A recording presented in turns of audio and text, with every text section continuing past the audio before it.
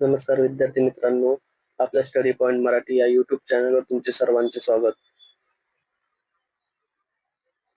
आज आपण बघणार आहोत आजच्या दिवसातील महत्त्वपूर्ण चालू घडामोडीचे प्रश्न. तुम्ही कोणत्याही परीक्षेची तयारी करत असाल तर त्यासाठी अत्यंत महत्त्वाचा विषय म्हणजे चालू घडामोडी. या विषयाची तयारी आपण या यूट्यूब चॅनलवर दररोज चालू घडामोडी प्रश्नांच्या द्वारे आपण करून घेणार आहोत.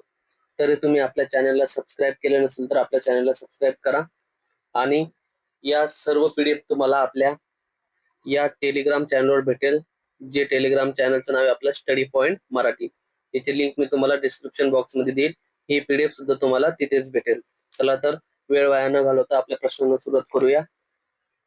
पहिला प्रश्न, देशातील सर्वात मोठी विमान कंपनी इंडिगोचे नवीन सीईओ म्हणून कोणाची नियुक्ती करण्यात आली? कोणाची नियुक्ती करण्यात आली तर विल्यम वॉल्श यांची नियुक्ती करण्यात आली. पीटर एल्बर्स यांनी राजीनामा दिल्यामुळे हे पद काय झालं होतं? रिक्त झालं होतं. म्हणून त्यांच्या जागी विल्यम वॉल्श यांची नियुक्ती करण्यात आली. दुसरा प्रश्न, मुख्यमंत्री देवेंद्र फडणवीस यांचे नवे अतिरिक्त सचिव म्हणून कोणाची नियुक्ती करण्यात आली? कोणाची नियुक्ती करण्यात आली तर लोकेश चंद्र यांची नियुक्ती करण्यात आली. सध्या ते महावितरणचे व्यवस्थापकीय संचालक होते. ते अश्विनी भिडे यांची जागा घेणार आहेत. अश्विनी भिडे यांची महानगरपालिका आयुक्तपदी नियुक्ती करण्यात आली आहे. म्हणून त्यांच्या जागी लोकेश चंद्र यांची अतिरिक्त सचिव म्हणून नियुक्ती करण्यात आली आहे. लोकेश चंद्र हे 1993 बॅचचे अधिकारी आहेत. तिसरा प्रश्न, साहित्य अकादमी पुरस्कार 2025 कोणाला प्रदान करण्यात आला? कोणाला प्रदान करण्यात आला तर चित्रकार राजू बाविस्कर यांना प्रदान करण्यात आला. त्यांना काळ्या निळ्या रेषा या आत्मकथेसाठी त्यांना पुरस्कार प्रदान करण्यात आला. कोणत्या आत्मकथेसाठी तर काळ्या निळ्या रेषा. हा तुमच्यासाठी पोलीस भरतीसाठी IMP प्रश्न असेल, जो काय ते होणाऱ्या मुंबई पोलीस साठी विचारू शकतात. या पुरस्काराचे स्वरूप काय? मानचिन्ह, शाल आणि 1 लाख रुपये रोख. साहित्य अकादमीचे अध्यक्ष कोण आहेत तर माधव कौशिक. कोण आहेत? माधव कौशिक. चौथा प्रश्न, नासा 53 वर्षातील पहिल्या मानवी चांद्र प्रक्षेपणासाठी कोणती मोहीम राबवणार आहे? कोणती? आर्टेमिस 2. कोणती? आर्टेमिस 2. पाचवा प्रश्न, माहिती व प्रसारण मंत्रालयाच्या सचिवपदी कोणाची नियुक्ती करण्यात आली आहे? कोणाची नियुक्ती करण्यात आली आहे तर चंचल कुमार यांची नियुक्ती करण्यात आली आहे. ते बिहार कॅडरचे 1992 बॅचचे प्रशासकीय अधिकारी आहेत.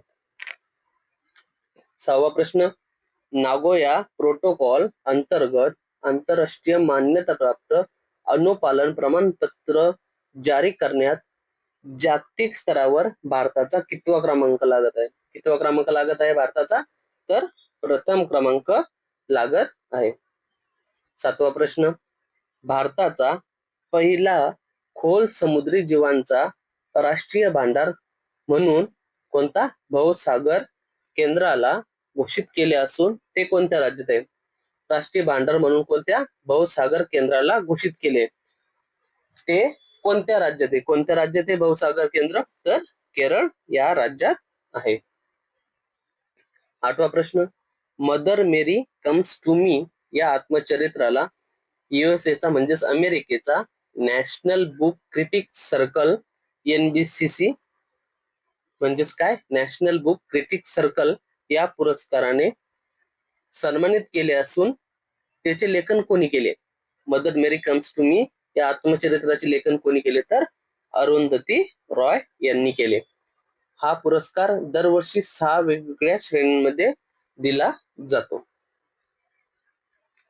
नववा प्रश्न, पंतप्रधान नरेंद्र मोदी यांनी केन सेमीकंडक्टर OSAT प्लांटचे उद्घाटन कोणत्या ठिकाणी केले? तर कोणत्या ठिकाणी केले तर गुजरात या ठिकाणी केले.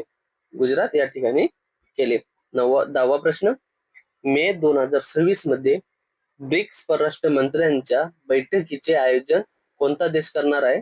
कोणता देश करणार आहे तर भारत. आणि त्याचे बैठक कुठे होणार आहे तर नवी दिल्ली या ठिकाणी ही बैठक आयोजित करण्यात येणार आहे. 11वा प्रश्न, पेमेंट्स व्हिजन 2028 चे अनावरण कोणत्या बँकेने केले आहे? कोणत्या बँकेने केले आहे तर रिझर्व्ह बँक ऑफ इंडिया ने केले आहे. कोणी केले तर रिझर्व्ह बँक ऑफ इंडियाने केले आहे. 12वा प्रश्न आपला अंतिम प्रश्न आजच्या दिवसातील.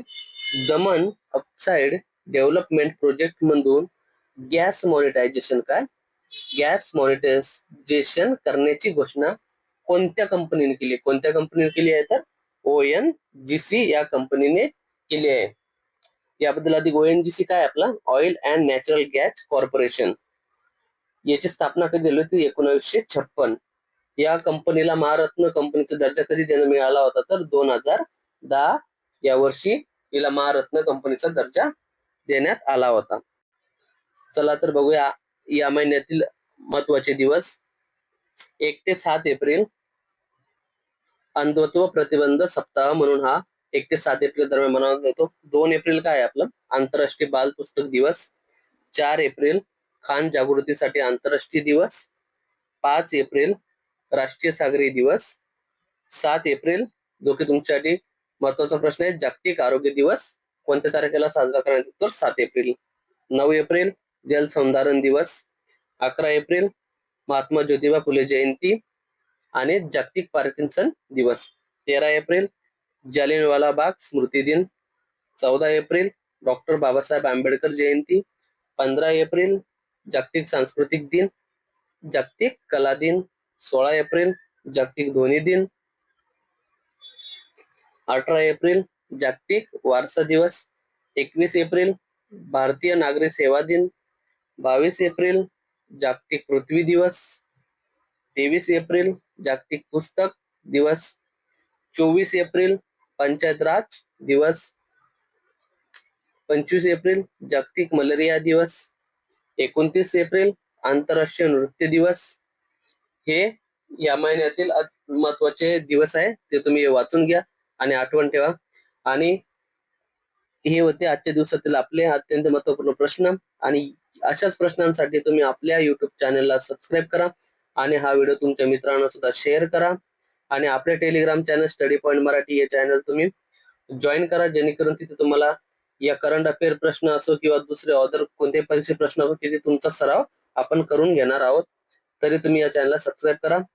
चला तर मित्रांनो, भेटूया पुढच्या व्हिडिओमध्ये. चला, धन्यवाद मित्रांनो.